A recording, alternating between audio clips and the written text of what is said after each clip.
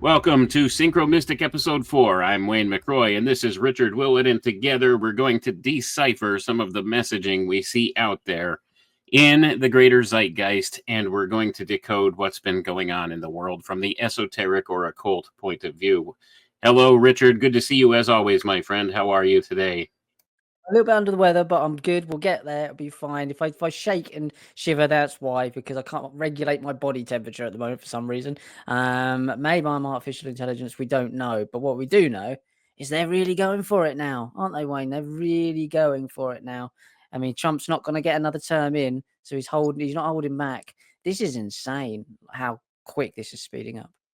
It is. I mean, we're really watching an awful lot unfold in a very short time. He's been in office for all of 9 days now or something like that as of this recording.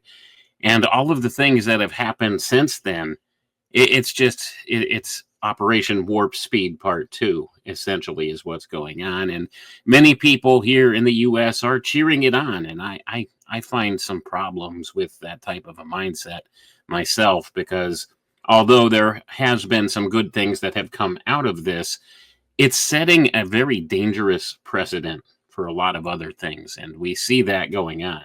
So he's signed like an inordinate number of executive orders, and that's never been a thing in the past. Like, that's something here in the U.S. we have this separation of powers that is supposed to exist in order to keep power out of the hands of a select few in government. So we have 3 branches of government, and the president, of course, belongs to the executive branch. There's never been such a thing as rewriting the laws through executive orders, but we've seen that happen through the past several presidential administrations, and they keep doubling down every time. And this sets a very dangerous precedent, the things that Trump has done here. He's overturning laws, he's putting freezes on all kinds of stuff, and of course they announced that big $500 billion project for artificial intelligence infrastructure here in the U.S. And just hot on the heels of that, just yesterday, a story has come out of China where they developed a technology called DeepSeek. It's an AI startup company. I don't know if you've seen anything about this, Richard. I haven't, no. It's actually decimated the stock market, because what happened is there's this small AI startup company in China called DeepSeek that was able to introduce a new version of an artificial intelligence chatbot, much like a chat GPT, but it operates on much less electricity and power needs, and it's much cheaper. This startup only has about $6 million invested in it, and it's upending the AI research here in the U.S. because they are very much into funding all the infrastructure for putting in place all of this immense power capacities to funnel into it. And it turns out they don't need it. That a startup company from China was able to produce a very good model of AI without all the power requirements that we have right now. So this has upended the entire industry in a very short time, and the stock market has suffered because of it, especially in big tech. And I find it interesting that all of this within days of the Trump announcement of the big project Stargate AI initiative that they're trying to put in place. And there's so many esoteric cues just bound up in that we'll have to get to that here. But I find this very interesting. So we're sitting at a point here in the development of these technologies now where this notion of American exceptionalism and taking charge of the development of AI is now threatened by this small startup company in China. And we don't really have superiority in the tech market as far as that goes. And I find all of this very telling, because back in the 1990s, much of what we had as far as technological development in Silicon Valley was ported over to China in a backroom deal that went down in Southern California. And this is all recorded by Shoshana Zuboff in her book, The Age of what's it called? The Age of Big Information or something like that. I can't remember the title of the book, but people could look that up if they're interested in knowing more about that. So essentially, here the technocracy in America, those in Silicon Valley who were developing these technologies, they gave them to the Chinese in the early 1990s and said, here, go see what you could do with this stuff. And that's why China is often one of the places where they roll out some of these new agendas. Things like, oh, I don't know, social credit scores and things like that. All of these different things they've instituted there in much of China. And now they're trying to port it back over to the West. So they gave them the head start here with a lot of what was developed in the US, and now they're surprised that it's coming back to bite them.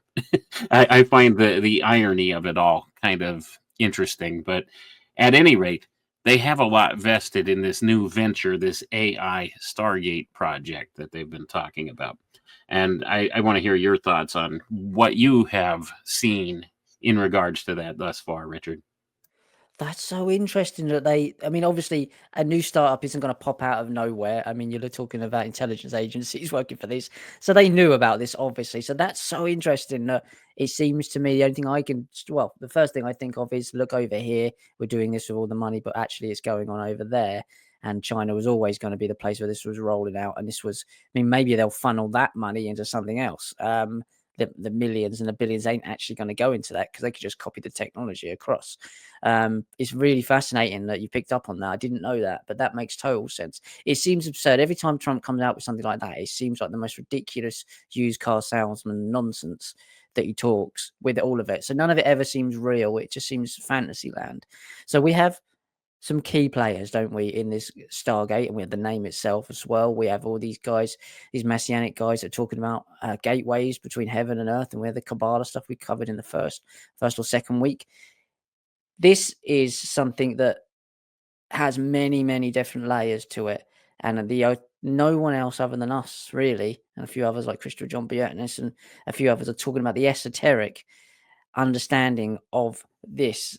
Really, you've got Larry, I think it's Ellison there. He's ex-CIA. He worked for this first job, was creating data banks for the CIA. So, guys, so let's have a look at this guy. So, 1977 to 1994, his early career and Oracle. So, during the 1970s, after a brief stint at Amdal Corporation, Edison began working for Ampex Corporation. His first project included a database for the CIA, code-named Oracle. We've seen that name bandied about a lot, or the Oracle name. Edison was inspired by a paper from Edgar F. Codd and on relational database systems called a relational model of data for large shared data banks. Basically, he created the data banks for the police state from the word get-go. I mean, it's just so obvious, obviously.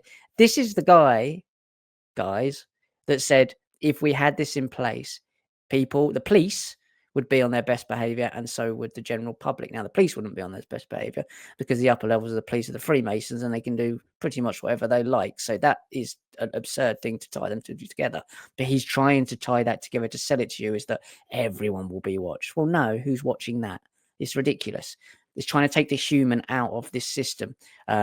So you've got the computer watching everybody, which is absurd because who's keeping an eye on the computer and making the decisions? This kind of we don't need humans. It all comes back to this anti-human agenda. We don't need humans in that, as you say, cybernetic system. We can just cut them out, get rid of them, but we want them to build it. Now, this is something I've been looking in for a while. It seems to me that they're using the lower level of the Freemasons, and I'm not talking about the Knights Templar, which seem to be a Christian sect of the Freemasons, to build their own prison system. And they don't know it through the Kabbalah. A lot of them haven't got a clue what all of this stuff is when they go to these. So they're doing all these business deals, they open up all these doors, but they're for a bigger agenda they don't understand. And that's what he's talking about. That they're being used to create their own, prison system. And this is the guy that said that from the CIA, and he said that basically everyone will be on their best behavior. And another thing I want to bring up is that he was in 2001. This goes back so far. Imagine what happened in 2001. I can't imagine what it might be linked to.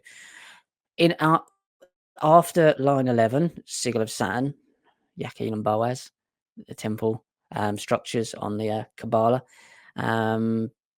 he got himself in some trouble. Put it that way. They always do. He got himself in some trouble, and then he approached the government to offer them free technology. He got done for insider trading, don't they always? And basically, he was a let off. 1 billion of Oracle stock he had to pay out. But in response to the September 11th terrorist attacks of 2001, Ellison made a controversial offer to donate software to the federal government that would enable it to build and run a national identification database and to issue ID cards. 2001. The guy's been at it and under the radar for a very, very long time, and not many people. I didn't even know his name until last week before. So, he slipped under. There's many slip under the radar here while we're all watching Musk. Right. And who watches the watchers? And this is a lot of what goes on, too. Now, when you look at Larry Ellison, he's now the third richest person in the world, second or third only to Elon Musk and Jeff Bezos. And then after that, it's Larry Ellison. He beat out Mark Zuckerberg for the wealthiest here now. So the guy has an estimated net worth of over $200 billion or something like that.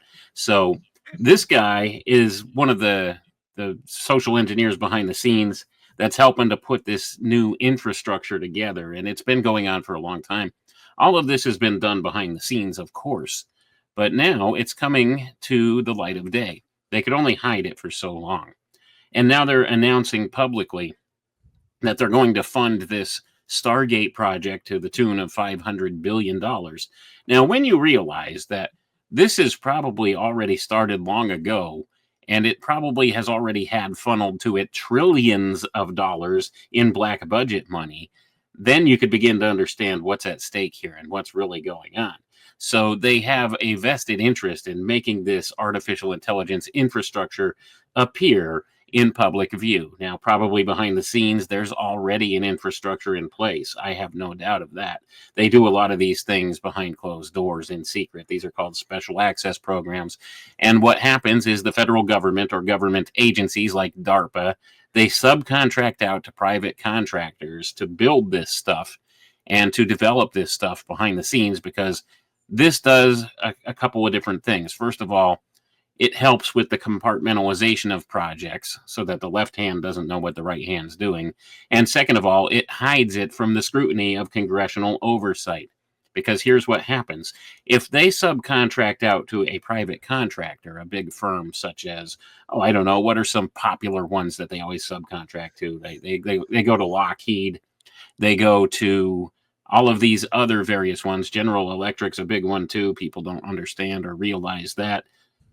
And of course, you have a lot of these different private contractors that get involved with the research and development of these technologies.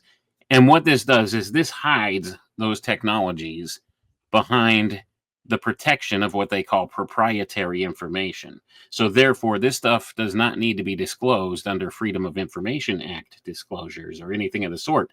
So if you search into that, if you make a FOIA request for some information on some technology, it'll come back, we don't have anything from the government agencies, because they don't, because that's proprietary information. That's protected. That's private information from this private corporation now. That's one of the reasons why they subcontract out like that. And this, like I said, helps with the compartmentalization. And often these government subcontractors, they have to go through the process of getting special top secret clearances to develop some of these projects.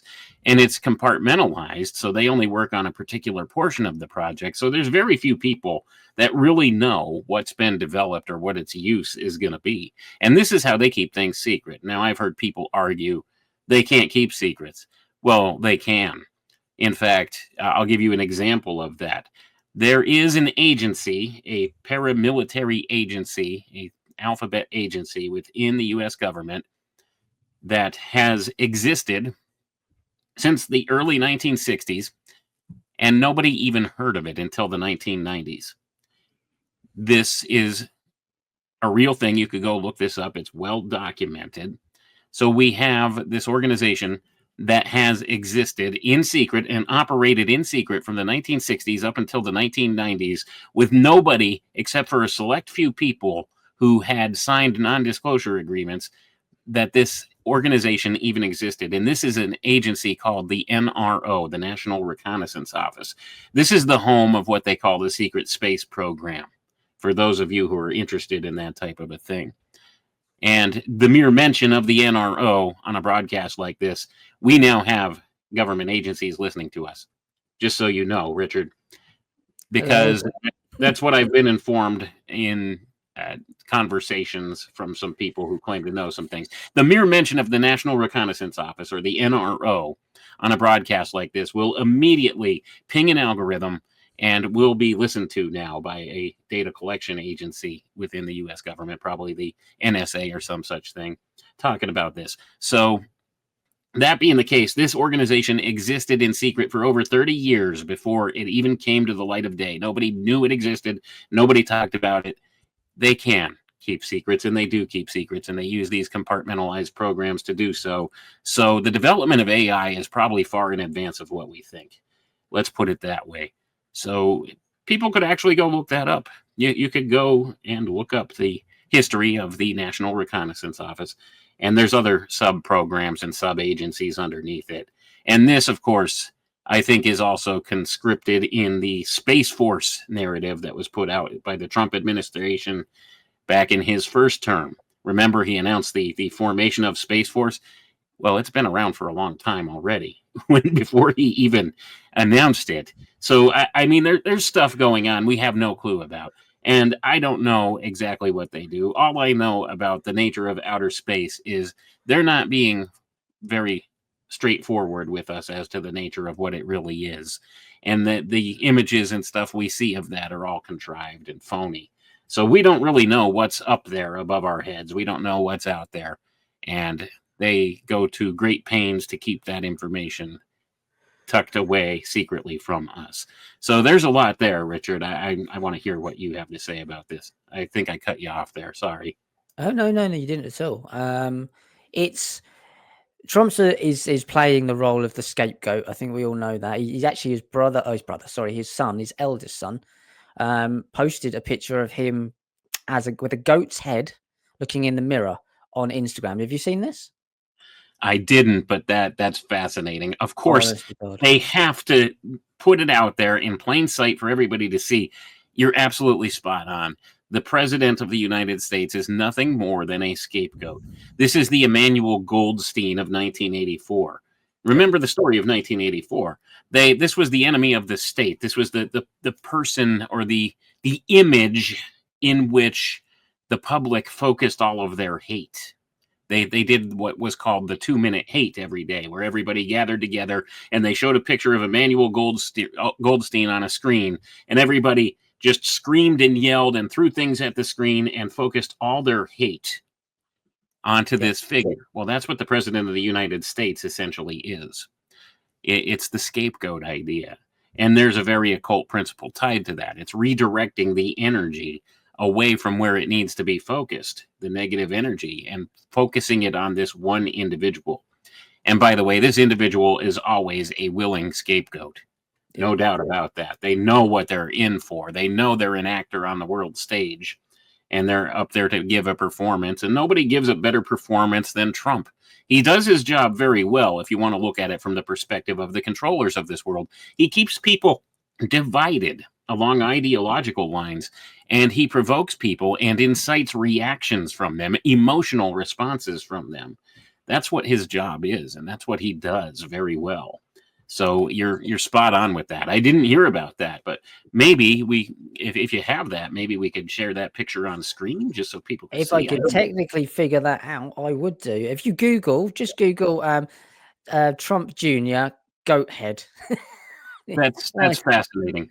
Honestly, he's looking in the mirror. But what's even more fascinating about it, I think, is the detail. He's wearing a red tie. So every time Trump wears the red tie, it's the scapegoat. It's the Kabbalah scapegoat red ribbon. Some other guys I do some podcasts with talk about basically scapegoating us, the Christians. I mean, I'm not Christian, but the Gentiles.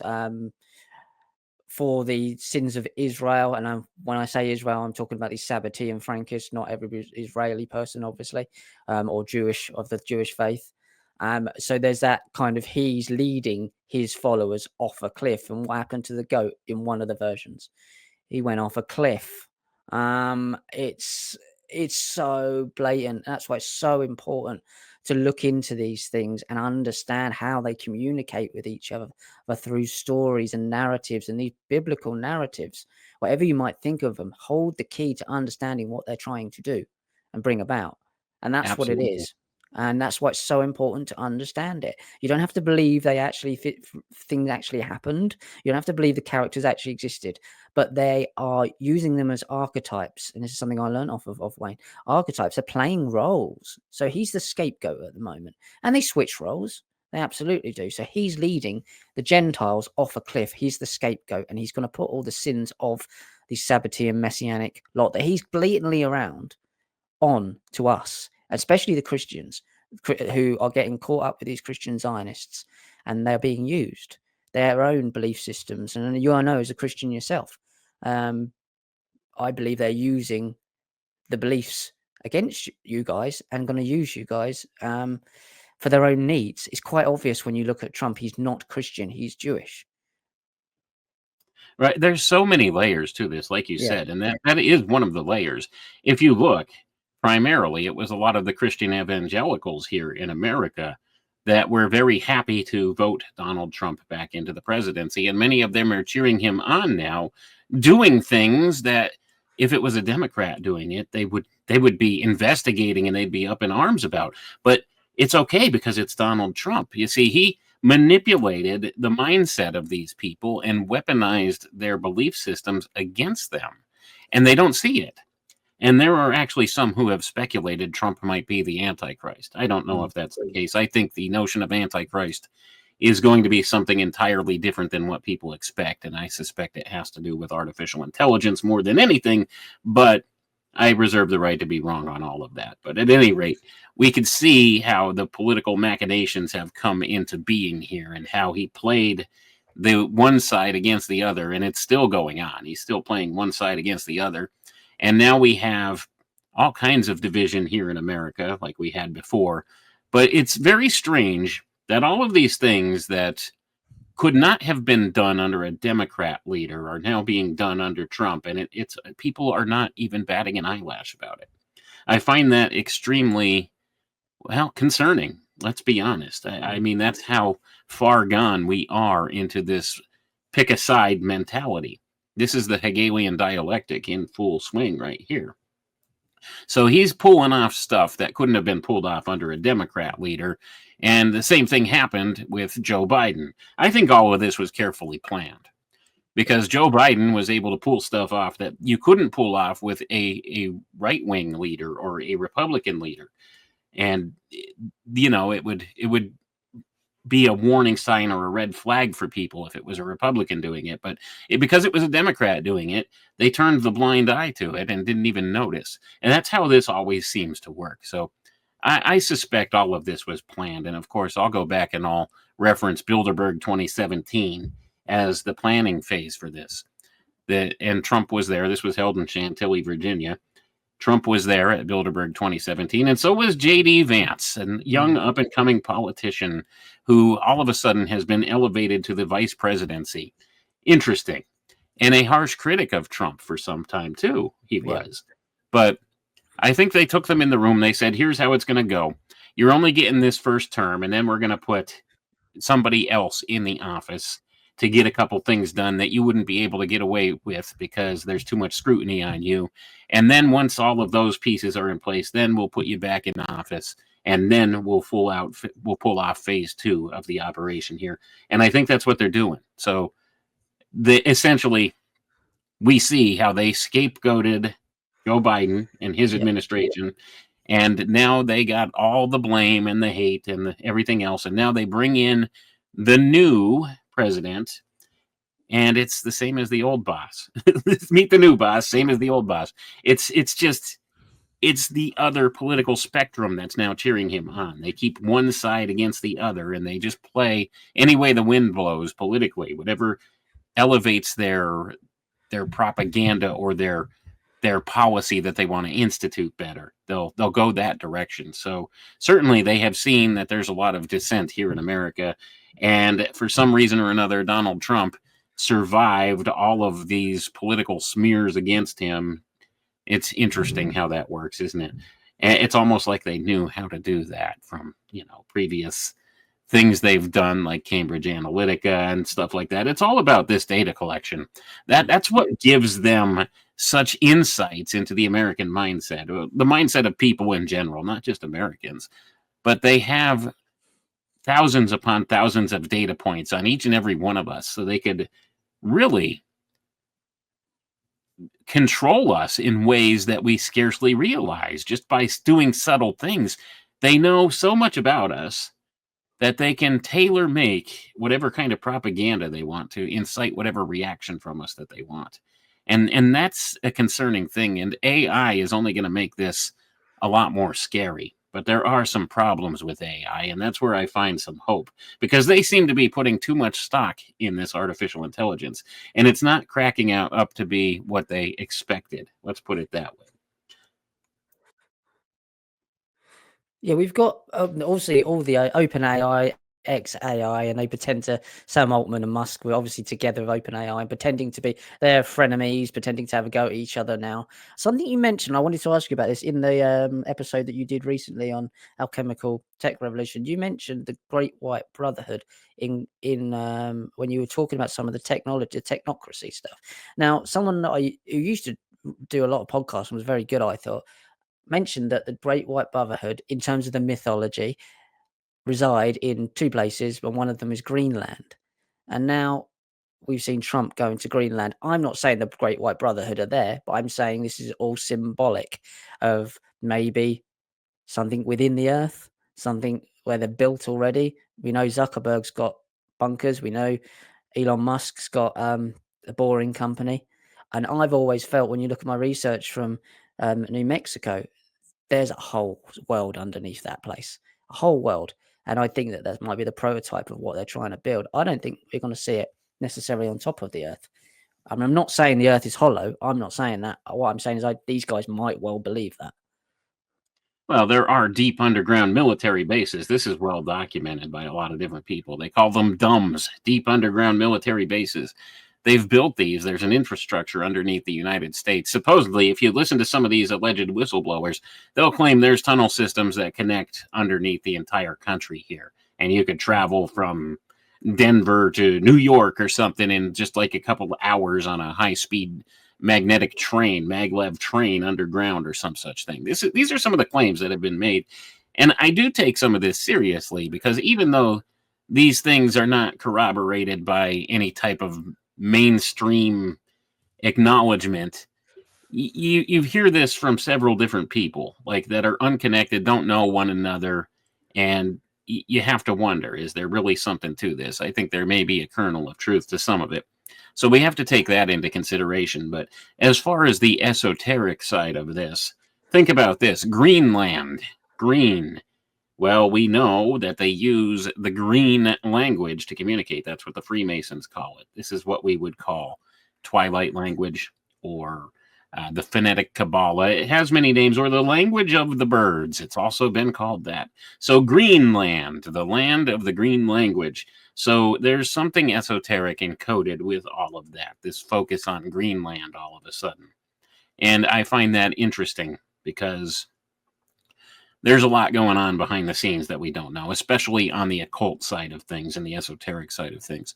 So when you understand it's an allusion to hidden language in a lot of this stuff, then you really need to pay close attention in order to connect the dots better. And that's what we're attempting to do here, because there's always, always, always the occult aspect tied to all of this. As much as I would like that not to be the case, it's always there. It's ever present. And that's one of the things that some people take issue with. They'll say it's a bridge too far for them, or they can't accept that. They don't think that there's anything like that that really goes on. It's always there. It's always there. And you could deny it all you want, but there's always these occult connections, and there's always this esoteric side of all of it. Now, there's very few people that will acknowledge that, but most certainly we can see all of these different angles if you just look at the clues out there in the zeitgeist, what I call the synchromystic metadata. And that's what we try to decipher here. And there's a lot of that out there. Even so much to the point where you mentioned Greenland, and we got off on this little tangent about the green language and all of this. Well, we have another big event here in America coming up on February 9th, and that is the Super Bowl. And they use this as a programming template and a programming ritual for the minds of the masses. And going to the Super Bowl, we have the Philadelphia Eagles and the Kansas City Chiefs. Well, the eagle, if you look, you'll find all sorts of pictures of Trump with eagles all over the internet. He kind of tried to adopt that as an unofficial symbol for himself, trying to tie it to the whole notion of freedom in America and stuff like that, and make America great again. You know, the MAGA, the Magi, make America great again. And they use the eagle as a symbol. And of course, the eagle has been used as a symbol across all different empires throughout all time. And we have this Super Bowl coming up. And it's encoded with a lot of different things. And one of the encodes there is the color green. With the Eagles, that's their official color of their uniforms and stuff, is green. So not only do you have the green language, but you also have the language of the birds expressed with the eagles. And it's tied over to Trump and connected to all of this stuff going on. If you learn how to connect the dots and read the secret language of symbology, you know it's there. So my prediction for the Super Bowl is that the Eagles will win. That's my prediction. I reserve the right to be wrong about that. And maybe I'm reading the cues wrong, but it seems to be, by all the metadata out there in the zeitgeist, that would appear to be what's going to happen. And I have a little bit more specific detail about that on my Substack page. I just wrote an article yesterday that I posted about that. So we have that connection being made here as well. So there's a lot of clues out there in the ether telling us that they're using hidden communications in a lot of different ways. We have this reference back to the green language, the language of the birds.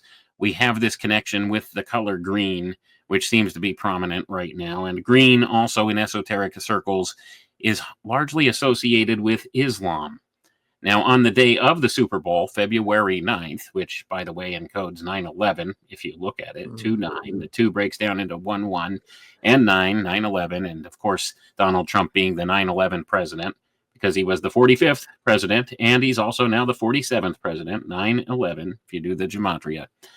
We have that encoded all over the place with this. And on that date, well, there's going to be a conjunction in the sky where Mars will be very close to the moon, and it will actually go retrograde, which means it will appear to reverse direction in the sky on that day.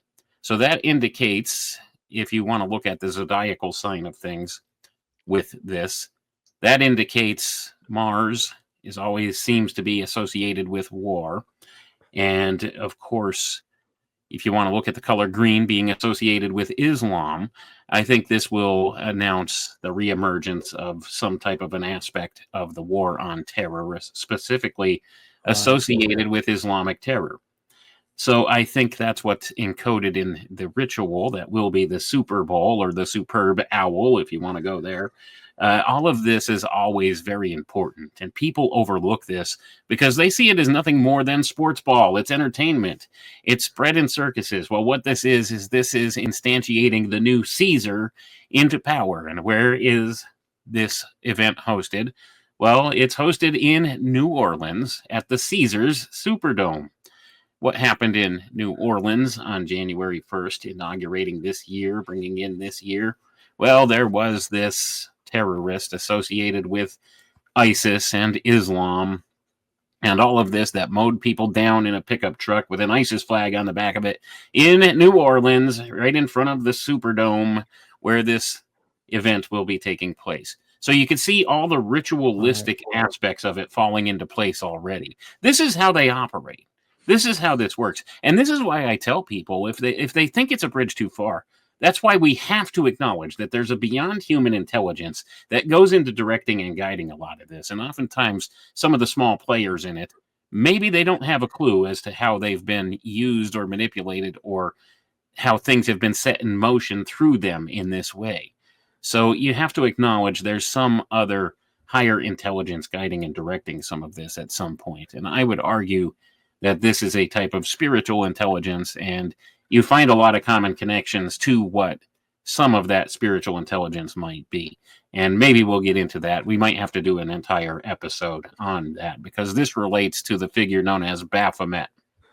There's a lot there to unpack. And certainly that relates to the goat, as you had alluded to earlier as well. So all of that being said, I mean, that's a lot of information to throw out there. But that's why we're here, Richard. We want to make people think, right? You got to you see the symbology everywhere. I'm a big fan of pro wrestling. I always was when I was a kid anyway. I still watch it from time to time now. And it's so obvious. The two main brands are red and blue of their shows each week, one on a Monday, one on a Friday. They're on Netflix now. When they go to the big events, they clearly go into the tabernacle to fight it out. It's clearly the tabernacle. Obviously, Trump went into the wrestling to learn how to cut promos and stuff like that, and boost his profile there before he became president the first time, I believe. It's all there. These things are repeated over and over again. And I just watched this wrestler. He picked up this guy.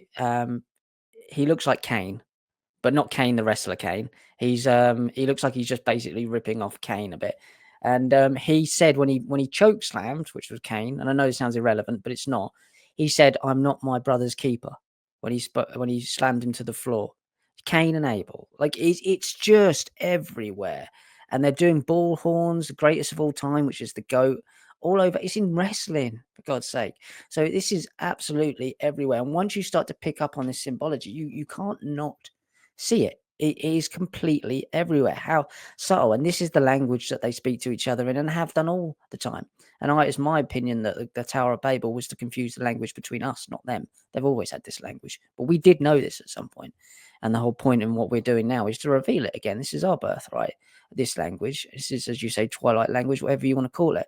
I think people would be saying if this was the demonic influence of, say a Baphomet, it's hard for people to believe in a good spirit if they're allowing this to happen. I sat there and I watched hundreds of thousands, I believe, of Palestinians walk back into what I would say is the lion's den. And it's just like, what horrific situation to be put in, Wayne. Like, if we were our kids having to go back there because you're going back to your home, but you know that possibly there's a very good chance that they're going to start again. Like, what a horrific and evil thing to put a parent in. And it's hard to kind of say, why is that being allowed to happen? Because there's so little of them, so few of them. And it's so blatant now that even if Netanyahu got like, he was no longer able to do these things, someone else would pick it up because he's playing a role and an archetype in this kind of fantasy story. Whatever people might think of this, they're making these things happen. And to see those guys going back into Gaza thinking, Trump's already said only last week, I think he said something along the lines of, though I can't be sure that the ceasefire will stick. And then he had the gall, like the evil, how people were supporting him, the evil gall to come out with, it will make really good real estate and beachside property. We know Jared Kushner was looking at that last April, May, who's a Habadnik. Why are people who are supporting this man overlooking horrific things like that to say? If anyone else would have said, yeah, they go back and we can make a nice holiday resort there. And then he wants to get rid of him in, I think it's Syria and Egypt. Like, he couldn't not be doing anything more to show that he is leading his supporters off a cliff. And it's frustrating that they keep cognitive distance. It is a cult because it's so blatant. Yeah, well, my answer to that, Richard, is look at what they've done. It's the weaponization of media and social media is what is leading to this grand cognitive dissonance. They came out with the narrative of fake news, and they started touting fake news all over the place, and they've weaponized this against people. And now with artificial intelligence and deep fakes and all of that stuff on the internet, people are having a hard time discerning what's true or what's not. So this leads them further into this state of cognitive dissonance. Now, if it does not reinforce your current or your primary worldview, you discard that information. That's largely what goes on with this. So they don't believe Trump said that, or if he did say it, well, they took it out of context. That's the attitude. So they completely disregard that bit of information and pretend like it never happened. And that's what leads to this dangerous type situation, because it's becoming harder and harder to discern what's true and what's false anymore in this hyper-connected world that we have, because Also, you are too much Wayne, information. what Go they ahead. don't do is take the context of what the man has done in the past. They completely disregard. The context is, look at his previous actions. By his fruit you shall know them. That's the context. Look at the fact that his dad grew up around these guys in New York and gave them real estate and built them a mosque. But Richard, you know, But Richard, don't you know he had a change of heart ever since that assassination attempt on him last summer? He had a change of heart. That's what especially evangelical Christians here in America are convinced of, because he did give lip service to God in his inauguration address and everything else too. And he does claim that he came to realize that he was spared so that he could save America.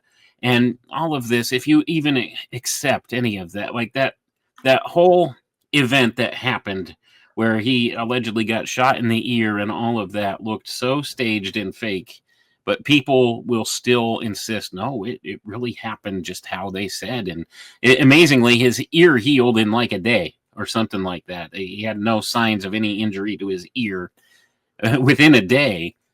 And we see all of this going on, but that's why people will believe, oh, he's had a change of heart now.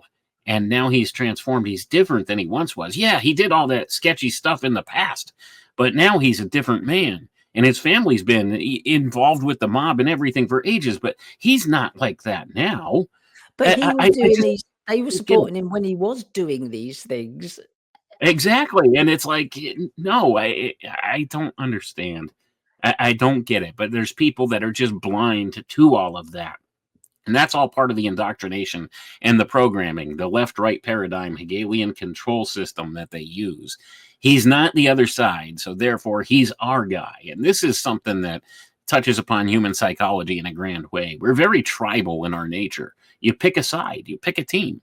They know that that's how we operate. You pick a team. Same thing with the Super Bowl, perfect analogy. Or even pro wrestling, like you said. You pick a team, you pick a side. This is your guy. And if he succeeds, well, that makes you feel good, therefore you succeeded in whatever it is they're trying to do. So it's the same thing that goes on. And all of these sports entertainment venues like that, they pre-echo all of this. Just go back, like you were saying about pro wrestling, go back to the 1990s. You remember the rise of the NWO, the New World Order? They came out on TV and called themselves the New World Order, and they upturned the entire industry at that time of wrestling and transformed it into something new.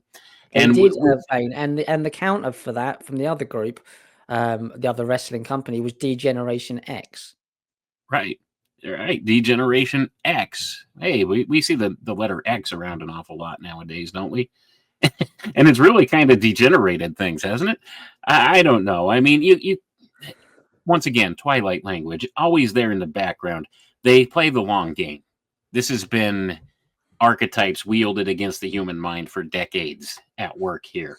And now we're so malleable and accepting of it that they could just roll it out in plain sight. And most people won't even bat an eyelash. We've come to expect stuff like that happening. So where do you see this, Wayne? Where do you see the Stargate project going with the news that there's this kind of startup, which I don't believe is a startup ever in China, suddenly magically someone done it in his garage probably again, created an AI for like a fraction of the cost that's just as good or better. Where do you see this project going in terms of Trump and that? Is it a red herring? I don't know if it's so much a red herring. I think what it is it's justification for funneling massive amounts of money towards something. What exactly that is, who could say for sure, but it has to do with setting up this digital panopticon control grid, this infrastructure, as they're talking about, that they want to put in place, and they want to wire everybody into at some point. This is the rise of the Internet of Thoughts, the Internet of Thoughts, which is a subsystem of the Internet of Things that's been talked about in white papers and policy papers for quite a long time now. And most people are still blissfully ignorant that it even exists or that such a thing is even possible. This looks like what you would call the movie Minority Report, where you have a bureau of pre-crime who will go out there and arrest people before the crime's even committed. All of this is the promise of AI. Look at what Larry Ellison said about AI in connection to healthcare. He touched on this at the White House briefing where they introduced Project Stargate here. And what he said is the promise of AI is that it can detect cancer years early through a simple blood test, and that with that same AI tool, they would be able to develop an individualized mRNA vaccine treatment for the individual who was diagnosed with this as a preemptive type of a solution to this, and they could produce that vaccine within 48 hours. This is the promise of AI. This is what Larry Ellison said. So we have doubling down on Operation Warp Speed here, essentially. Remember, it was Trump that rolled out the whole mRNA vaccine schedule to begin with. And now he's largely deflected the blame of the response with that to the Biden administration here and stepped back. And now he's going back and doubling down on that. So they're trying to claim that this mRNA technology can cure cancer.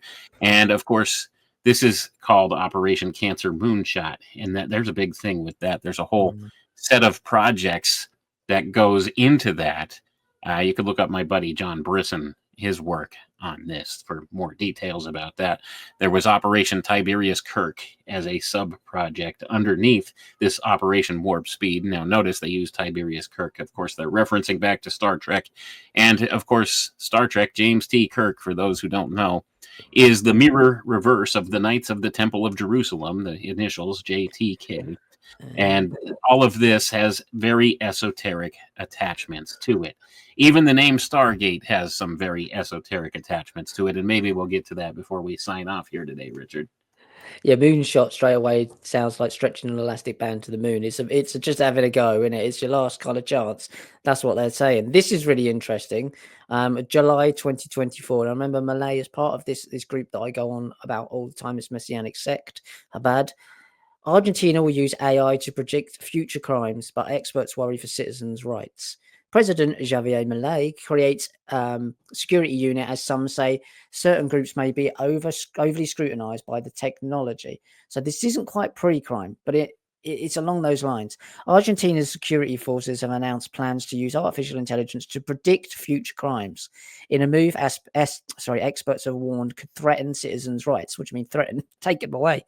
The country's far-right president, Javier Milei, this week created the artificial intelligence applied to security unit, mouthful, which the legislation says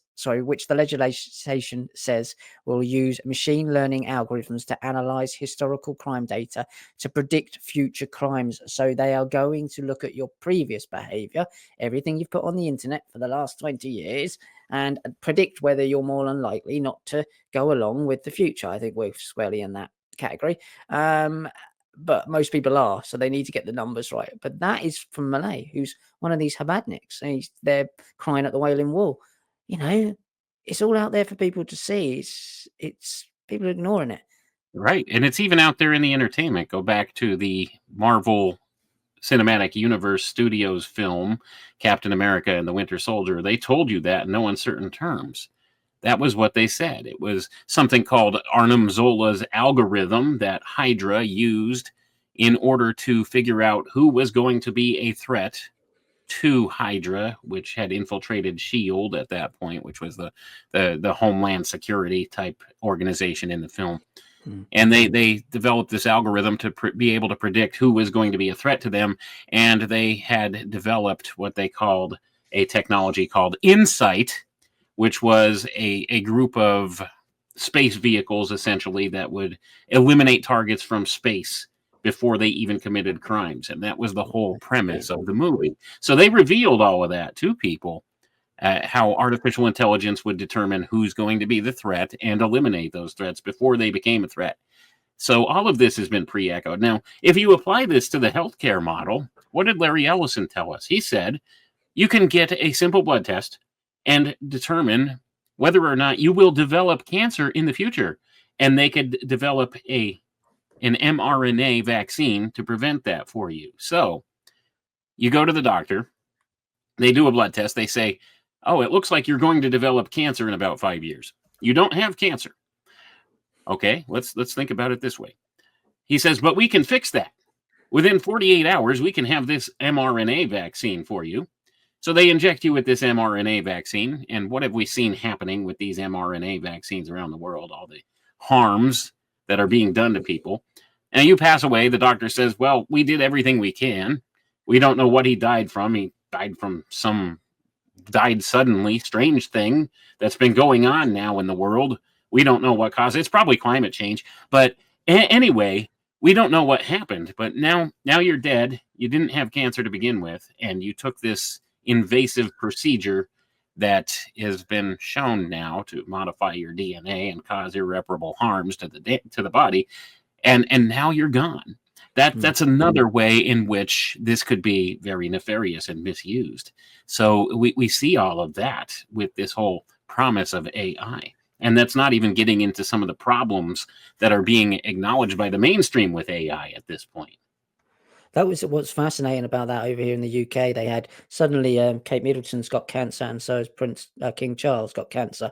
Very, last year at a time where they could do with this thing coming out. It's just so bloody blatant, isn't it? And it's people well, they don't like Charles, but they like Kate. And it's just so obvious. She's the one who got forced to wear Rosemary's Baby dress, by the way. It's just so obvious what they're doing, and it's frustrating to know and see this stuff so blatant. That I know people that have taken them and got ill from them, strokes and all sorts, and it's clearly what it was. They're perfectly healthy before that. So, you just try and tell everybody, but people won't listen. Yeah. And it's sad. And then 2 years later, it comes out that we were right. And then where's this kind of, oh, it's a conspiracy theory, but they won't admit that it was a conspiracy. It was just it was just an experiment. That's worse. You're experimenting on human beings. It's terrible. And here's the thing. My mother will tell you everybody that she knows that was over the age of 60 that got a COVID vaccine is dead now. Jeez. Every single one she knows over the age of 60, regardless of their health. Her former boss literally ran marathons. Fitness freak, dropped dead after taking the shot. And it's sad. And it's a lot of people you talk to will tell you the same thing. Talk to people. I've seen too much of it. I know people that have died as a result of these things. And it'll never get admitted by the medical system because then there might be some kind of fallout from that. But certainly we see the harms that have been done. And now they're trying to convince us that these harms that have been introduced into the world through this technology can be cured by this technology now, as long as we get artificial intelligence involved with it, of course. Yeah. It's absurd. Even Robert Malone, who I have many questions about. Robert Malone claims to be the inventor of mRNA. I'm not having a go, but I have questions about that. He's speaking out against Trump. It's very odd because people they're splitting this faction down the middle. Obviously, they've put a little bit of the blame on Fauci, Jesuit. Also, Donald Trump's Jesuit educated as well, but he hasn't actually been dragged through the mud. A little bit on Bill Gates. I'm going to take all the money away from the WHO. And what people don't realize is that, I'll stop funding the WHO. He did this last time. Stop funding the WHO and give it straight back to Gavi. And what people don't realize is Jill Biden signed a 5-year contract with Gavi. So that money's still going to Bill Gates' companies. They know you won't look. And it's sad because they're taking the piss. And that's what I find difficult about it, is that they're laughing at people. And, good, decent, hardworking people, that these guys wouldn't have this lifestyle without us. As simple as that. Right. They're lazy. And they like to funnel money through various non-profit organizations and stuff like that. That's always the way it goes. Oh, it's the philanthropic organization. They're doing good works. So we'll give this money to Gavi. Well, in the meantime, Gavi is funneling it right back into the WHO. It's the way they network things. Okay. It's the way they save appearances. They save face in appearances. So now he's saying we're going to split from the World Health Organization and all of this and quit funding that. But in the meantime, it's just getting funneled through it some other way, through some private corporation. And that's how they operate all the time. And it takes away the whole accountability, and it gives the illusion on the surface for his supporters that he's doing something that's right.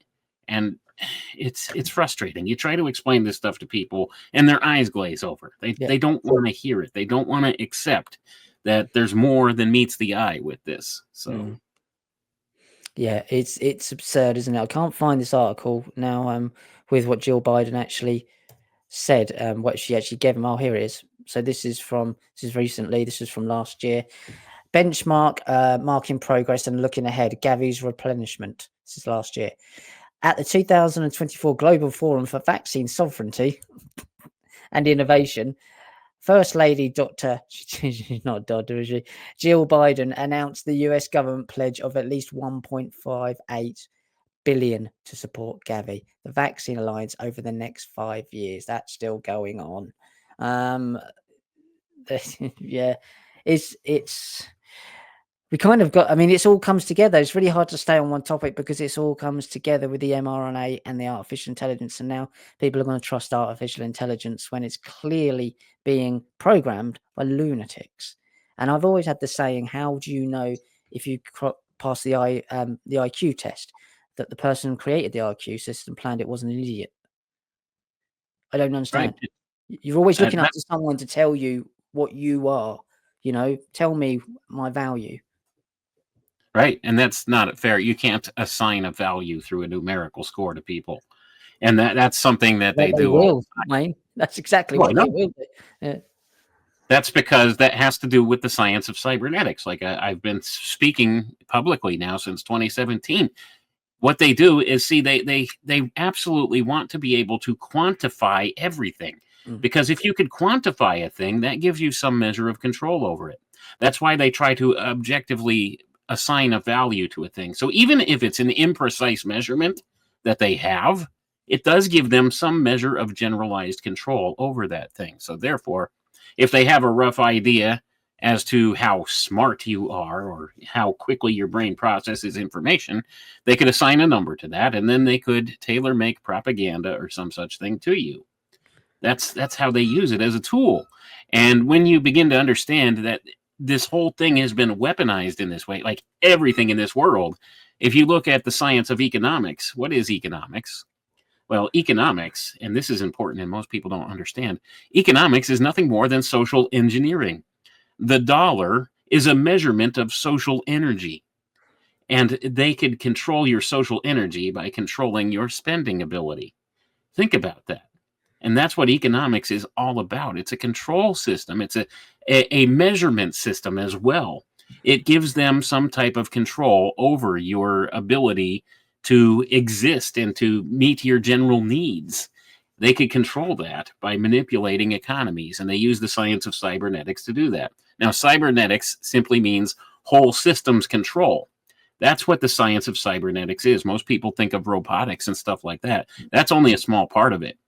But cybernetics is the science of whole systems control. It's an interdisciplinary branch of science that utilizes best principles for controlling a whole system, not just little subparts of a system. And that's something that they've really had us as the public deviate from, because they teach us about specialty. They want us to focus on one little compartmentalized portion of things. That's why they teach the subjects in school how they do. They divide, well, here's English class, here's math class, here's science class. They're little 40-minute periods to keep your attention span short, and they never touch one another. And it keeps all these ideas divided rather than looking at the big picture, the whole thing, the whole enchilada. And that's what cybernetics does. So they have us thinking in an opposite mindset of cybernetics when they use cybernetics to steer and control all of society. So they have us specializing. Like, look at medicine, look at doctors. You have doctors that specialize in certain parts of the body rather than looking at the whole picture. And that's not the way to go, because invariably you're missing something if you're only looking at a part of it. So that's the way in which they've programmed the human mindset in this way, to not realize what's going on the bigger scale here. But I know it seems a little off topic, but it's really not. That's the whole point. All of this stuff interrelates. Well, it does, and that's the nature of what you're saying there, is that we're looking at a broad spectrum of information that comes and connects into each other. So you're exactly just we are an example of what you've just talked about, of looking in these different areas to connect them because they are all connected, because it's a system and one thing connects to another. Wayne, where can people find your podcast and support the work you're doing? All right. You can find me at www.alchemicaltechrevolution.com. Everything that I do is centralized through that website now. So they could find me there. And you can find me at iconic.com for my video work and my weekly show, Classified, and Some May Conspire on Substack. And join me at What Average on X. Wayne, it's been an absolute pleasure. Thank you guys for listening and for supporting the show and building up this audience, because this is the stuff that very few people are talking about at these different levels. And again, this has to go all over the place because the system is chaos. Absolutely.